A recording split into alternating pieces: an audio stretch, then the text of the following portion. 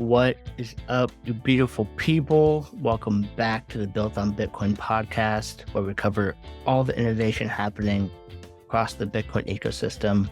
So what does that mean? It means that if you want to hear directly from the Bitcoin builders building across Bitcoin main chain, which includes Ordinals, Lightning, Stacks, RSK, Liquid, and anywhere else where people are trying to deploy and extend use cases for Bitcoin, this is probably the highest signal podcast you're going to find. So that's my little brag. I'm your humble host, Jake Blockchain. And today is a This Week in Bitcoin episode. So covering everything I saw in the past week or so across Stacks, Lightning, Bitcoin, Ordinals. Didn't see much this week on RSK and Liquid. So without further ado, let's just jump right in. Your time is precious. So first up, covering Bitcoin main chain, some things I saw. So I was listening to a Twitter space on Ordinals, and one of the Ordinals team came up and was talking about how they're pretty close to launching a new piece to the Ordinals protocol. And basically, it'll allow you to launch proper collections with Ordinals. So you have like a parent SAT, I believe, and then under it, you can have children that are attached to the parent. Don't know the specifics. This is still a work in progress, but it should be coming, I think, in the next week or so, is what I heard, which could be huge because right now, trying to track down and make sure you've got a verified description as part of an actual collection and not a fake, kind of hard right now. So this will be a big unlock for definitely for the art piece, but also some other stuff down the road. All right, next up, I saw something called Ronin. Ronin Dojo is the company, and they launched a privacy-focused phone. So you've seen this kind of on Solana. They're building their own phone. Well, this company took a Google Pixel 6, and they put their own open source software on it, and it's all privacy-focused software. So none of Google tracking you. So they're touting this as, it's a privacy-focused phone, but if you want to use your Bitcoin while you're out and about, paying for Lightning things or whatever, and you're really adamant about that safety and security, this Ronin phone might be the way to go. And it just got announced. So pretty cool to see.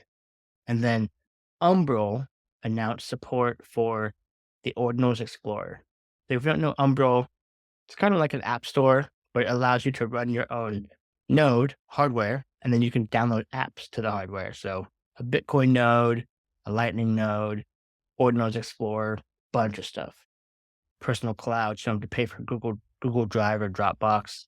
So basically, you plug this into your house, it connects to your internet, and then you can run this server that can also be accessed you're out and about if you set it up correctly. So now you can use the kind of OG Explorer, the ordinals.com, on your local node and see things come in, inscriptions come in as they do. All right. Next up, we got Stacks. So Stacks has been crushing it lately because a lot of the teams on Stacks have pivoted to building Bitcoin native tooling, specifically for Ordinals has been the biggest part. So some of the things I saw, the Hero Wallet gets support for PSBTs. So if we don't know what that is, that's not the acronym for PAPS Blue Ribbon. That is a partially signed Bitcoin transaction. And so basically the way it works is you would partially sign a transaction and say, I will sell this ordinal for 0.01 BTC. And then someone else will say, I'll give 0.01 BTC for this ordinal. And then you send a transaction, it's fully trustless, and the swap will happen, and Bitcoin verifies everything's going good, and the people get their respective pieces of that trade. So this has been a big unlock to try and bring trustless marketplaces to Ordinals. And it's been hard up until this point to get a wallet to support it because it's been around a little while. There hasn't been a use case to Ordinals. So people are catching up to the hype. And so last week we saw Xverse get support for PSBTs. And now we got Hero Wallet also gets support for it. So super, super cool. Also on Xverse, they announced a wallet API called Sats Connect, which will allow you to do PSBT swaps You can sign PSBTs through the API.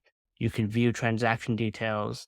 You can retrieve Bitcoin wallet addresses and a few other things. So making it easier for devs to interact with the chain and just kind of the picks and shovels infrastructure for this kind of thing. So super cool. And then another highlight from the Hero Wallet team, they're a bigger entity called Hero Systems, and they released an Ordinals Explorer. So most of us have been using the ordinals.com website. Obviously, it says it's alpha up in the top left. It's rough. It works for its intended purposes, but it's not fancy. And Ordinals built a better Explorer that runs super, super quick, looks beautiful. You can filter by different things like inscription number or block height. And that's just the beginning. So highly recommend you check that out.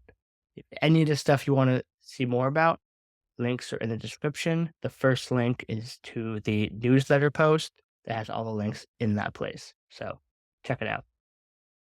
All right.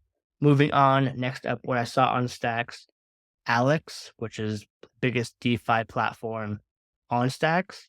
They had a couple wins. So first, they hit their 1 year anniversary of being live on Stacks. And so that's cool. Bravo to them. Holler. But their tokenomics now shifts. So they had their first halving. They have a halving every year. So their Alex token hit its first halving milestone. Also, they raised a big funding round, $2.5 million, to keep building out this DeFi platform on Stacks. And then last but not least, this is like a big push we're seeing, is they built out their own SDK so that developers can use the swapping functionality and get access to the liquidity pools that they have on the platform and integrate it into their own applications. So kind of like what Curve does on ETH, where they're a liquidity pool, but everyone just plugs into them and swaps with them as kind of the infrastructure. A lot of work going in, it appears, into making this much, much easier on the Bitcoin side of things. So very cool. And then last but not least, on the Stack side, Apollo is a platform for smart contract management. It's made by the team behind the Megapont NFT collection, which is kind of the NFT to hold on Stacks. And team crushes it. Most of them are dev heavy engineering minds. So they've been building some cool shit and kind of pushing the boundaries of what an NFT collection looks like. But they've been building out their own products while they're doing that, kind of for themselves. And they've been turning that into a product to launch more broadly. And so they launched on ETH initially, but now they're coming to Stacks. And so they have Stack support now for wallet address capture. So you can look at the smart contract and then take a snapshot of the wallets that hold any tokens attached to that wallet address or that smart contract address. So you can use this for airdrops if you want to airdrop NFTs to someone. Maybe you want to do a giveaway. Ton of utility. So I've used it. For people listening to the podcast, if you hold a bit built on Bitcoin NFT, I'll be airdropping you some stuff later this week. And I used this tool. It was dead simple. Okay. That's it for Stacks. Not too much left. Got a couple updates for Lightning because, like I said, I didn't see much on RSK and Liquid this week. So in Lightning Land, Thunder Games, they're a Lightning powered game dev studio. They announced a new game called Bitcoin Blocks, which is a spin on Tetris and Sudoku, where you play the game, and if you're in the top of the leaderboard at the end of the week, you get some sats. So cool to blend, can kick back, play a game on my phone, but also win some of those sweet, sweet sats. All right, next up, Podcast Index. It's podcastindex.org. They're one of the guys it's like a standard, a group of builders who've been trying to push forward this podcasting 2.0 standard. So basically, right now, most of podcasting, like when I drop this, it just goes to an RSS feed and then a bunch of phones download the file and they just listen to the podcast. But there's no real way to interact with me. So with this podcast 2.0, they attach it to Lightning and you can tip me in sats for the value I hopefully create. So with this their new update, they have a stats page where you can see all the numbers of Lightning payments going across this podcasting 2.0 standard, what some people call value for value.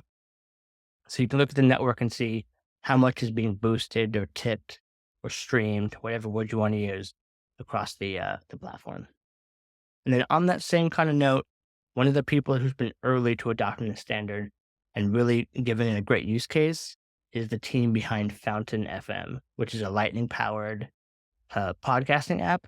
Makes it super easy to clip from a podcast, but also if you want to tip the creator just a few sats or have what you want to, Fountain is fantastic. Highly recommend.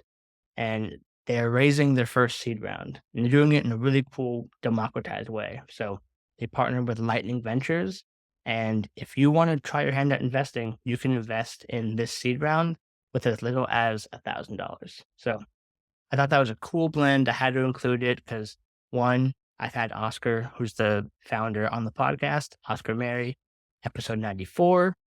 But Fountain is a fantastic application. If you're not listening on that application, you're not really a Bitcoiner, but also investing can feel very elitist. We know like there's these things called accredited investors where you have to have a certain amount of net worth to even invest in companies like Facebook or whatever when they're super early.